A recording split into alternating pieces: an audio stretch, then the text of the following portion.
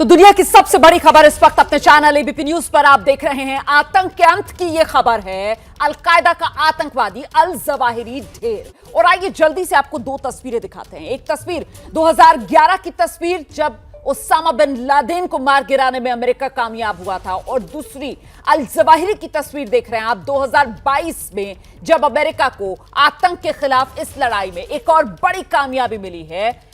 Al Zawahiri को America ने अब ढेर कर दिया है। देखिए, महत्वपूर्ण इसलिए हो जाता है ये क्योंकि जवाहिरी ने अमेरिकी हमले में 2011 में ओसामा बिन लादेन के मारे जाने के बाद ही अलकायदा की कमान अपने हाथ में ली थी, और अब अमेरिका ने ओसामा बिन लादेन के बाद अल जवाहिरी को भी ढेर कर दिया है।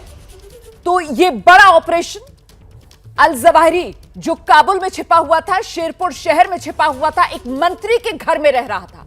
अब ये सांठगांठ के साथ रह रहा था या छिपा हुआ था, ये वो तमाम सवाल हैं जिनके जवाब मिलने अभी बाकी हैं। लेकिन कुल मिलाकर खुद अमेरिकी राष्ट्रपति जो बाइडेन आज टेलीविजन कैमरा पर सामने आए और उनकी तरफ से इस खबर की पुष्टि की गई, और साथ ही साथ ये संदेश दिया गया कि न्याय मिल गया। On Saturday, at my direction, the United States successfully concluded an airstrike in Kabul, Afghanistan that killed the emir of Al-Qaeda, Ayman al-Zawahiri. You know, Zawahiri was bin Laden's leader. He was with him the whole time. He was his number 2 man, his deputy at the time the terrorist attack of 9/11. He was deeply involved in the planning of 9/11. One of the most responsible for the attacks that murdered 2,977 people on American soil. For decades, he was the mastermind behind attacks against Americans. और आइए सीधे रुक करेंगे खास मेहमानों का panel जो लगातार इस बड़ी खबर पर हमारे साथ बना हुआ है। बिना वक्त गवाए सीधे आपको लेकर चलते हैं कैप्टन आलोक बंसल के पास और उनसे जानते हैं उनका पहला रिएक्शन इस खबर पर। कैप्टन बंसल,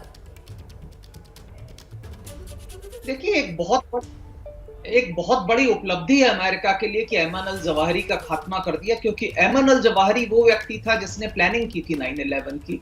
और ये बात हमें अच्छी तरह से समझ लेनी चाहिए कि अलकायदा का मुखौटा ओसामा बिन लादेन हो सकते हैं, पर जो प्लानिंग थी, जो स्ट्रेटेजिस्ट था, जो प्लानर था, वो ऐमन अल जवाहिरी है। महत्वपूर्ण बात यह है कि ये हमला अब उस वक्त हो रहा है जब तालिबान का अफगानिस्तान पर कब्जा है। तो इससे 3-4 चीजें बिल्कुल साफ है। पहली चीज तो ये कि तालिबान और अलकायदा के जो तार जुड़े हुए हैं वो हमेशा जुड़े रहेंगे और अब आज भी जुड़े हुए हैं। और अमेरिका उस पर क्यों कुछ नहीं कर पाया, तो इसको ये हमें समझना चाहिए कि तालिबान के अफगानिस्तान पर कब्जा होने से पहले ऐमन अल जवाहिरी पाकिस्तान में और वहां वो छुपे हुए थे। लेकिन जब तालिबान का अफगानिस्तान पर कब्जा हो गया तो वो अफगानिस्तान आए, और इसी कारण अमेरिकी सेना जब पिछले 10 सालों से या करीब 20 साल के करीब जब वहां पे थी अफगानिस्तान के अंदर, तो वो ऐमन अल जवाहिरी का खात्मा नहीं कर पाई। वो काबुल में नहीं रह रहे थे उस वक्त। ऐमन अल जवाहिरी जो काबुल में आए हैं उसमें अभी ही आए हैं तालिबान के आने के बाद। तो ये बात हमें अच्छी तरह से समझ लेनी चाहिए कि तालिबान वैचारिक रूप से अल-कायदा और इस तरीके के हर उस आतंकवादी संगठन के साथ जुड़ा हुआ है जिससे वैश्विक शांति को खतरा है। तो जो लोग ये सोचते हैं कि तालिबान के साथ अच्छे संबंध बनाकर हम भारत में शांति की स्थापना कर सकेंगे, वो मेरे ख्याल से वैचारिक रूप से दिवालिया हो चुके। तो तालिबान और इसकी हुकूमत के ऊपर हमें नजर रखनी आवश्यकता है। अल-कायदा के लिए एक टेम्परेरी सेटबैक है, लेकिन जिस तरीके के आतंकवादी संगठन है जो वैश्विक इस्लामिक अमीरात की स्थापना करने के लिए कार्य कर रहे हैं, इनके लिए व्यक्ति आते जाते रहेंगे। जब तक ये विचारधारा खत्म नहीं होगी, इनका एक नया नेतृत्व तैयार हो जाएगा। जी, जिस सैफ की आपने बात की, इसको नेता उन्होंने ओसामा बिन लादेन के बाद भी डिक्लेयर किया था शुरू में, लेकिन बाद में ऐमन अल जवाहिरी को नेता नियुक्त किया गया। तो ये सैफ इनका बैकअप बॉय है, और इसको शायद फिर से इन्होंने अभी किसी प्रवक्ता ने ये बोलने के लिए कि हमारा नेतृत्वहीन नहीं है उसका नाम प्रोजेक्ट किया है, पर हो सकता है आगे चल के उसी को नेता बनाया जाए। पर ये जो डिसीजन होगा, ये जो निर्णय होगा, ये मेरे ख्याल से कुछ समय बाद होगा। महत्वपूर्ण बात यह है कि अमेरिका ने दिखला दिया कि उनके पास ये प्रिसीजन स्ट्राइक कैपेबिलिटी है कि बालकनी पे खड़े हुए व्यक्ति को उन्होंने खत्म कर दिया, और उसके परिवार के एक भी सदस्य को, जो उसी बिल्डिंग में रह रहे थे, उसी घर में रह रहे थे, कुछ भी बाल भी बाका नहीं हुआ।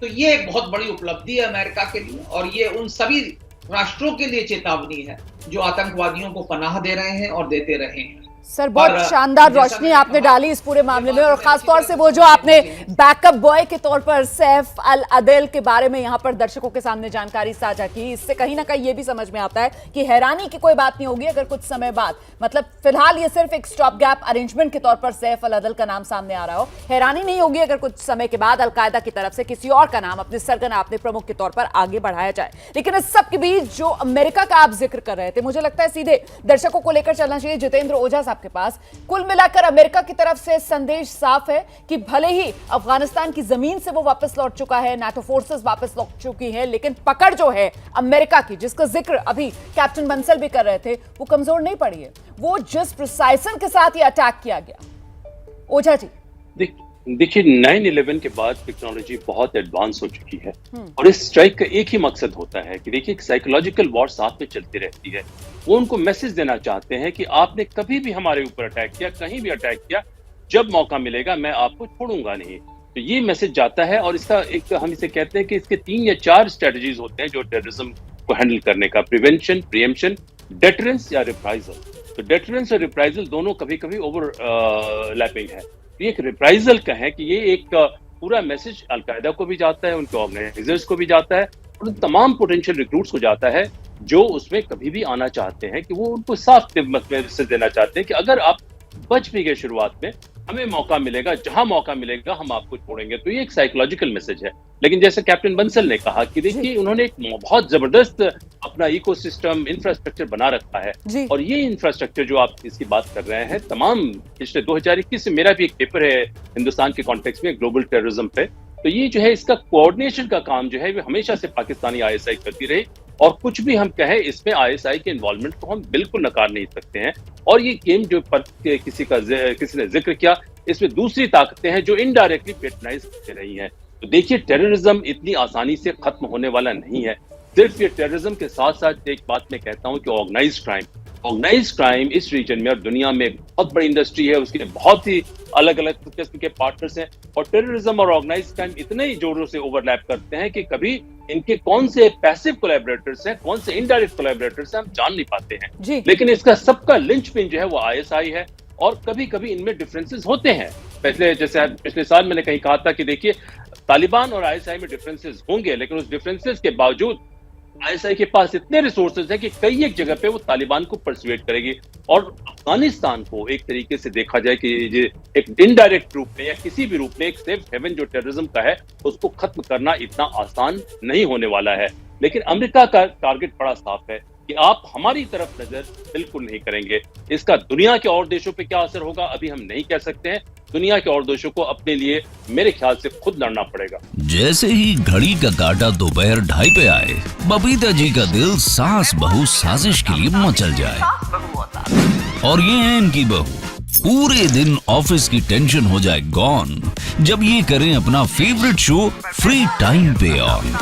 इनकी तरह आप भी देखिए अपना फेवरेट शो अपने टाइम पर और डाउनलोड कीजिए एबीपी लाइव ऐप अपने स्मार्ट टीवी पर।